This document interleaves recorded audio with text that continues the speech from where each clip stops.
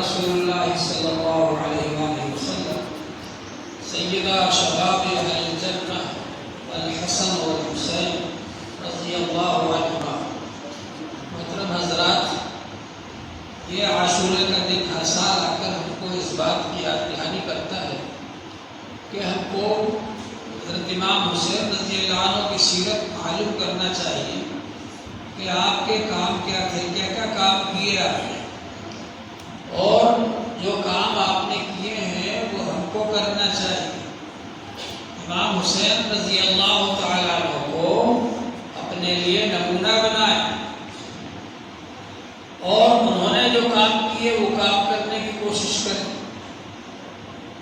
اور یزید نے جو کام کیے اس سے بچنے کی کوشش کریں۔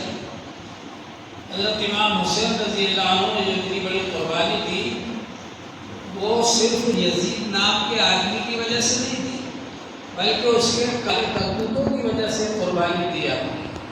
یزید میں جو خرابیت تھی، جو برائیاں تھی، اور وہ جو دین کو نقصان پہنچا رہا تھا، اس کے خلاف حضرت امام حسین رضی اللہ عنہ نے اپنی اور اپنے اہل خاندان کی قربانی پیش کی اللہ کے لیے۔ تو ہمارا یہ فرض ہے کہ ہم حضرت امام حسین رضی اللہ عنہ کی سیرت پاک کو پڑھیں، سمجھیں، معلومات کریں کہ انہوں نے اپنی زندگی میں کیا کیا کارنامے انجام دیے، ان کاموں کو ہم کرنے کی کوشش کریں۔ حضور پاک صلی اللہ علیہ وآلہ وسلم کے صرف نواسے نہیں تھے وہ، بلکہ حضور صلی اللہ علیہ وسلم کے دین کے محافظ تھے۔ حضور صلی اللہ علیہ وآلہ وسلم جو دین دے کر گئے اس کے امانت دار تھے اور اس کی حفاظت کرنے والے تھے۔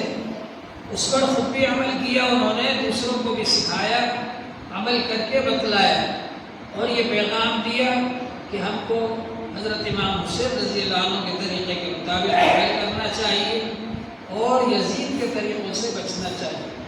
اللہ جل شانہ ہم سب کو اس کی توفیق عطا فرمائے۔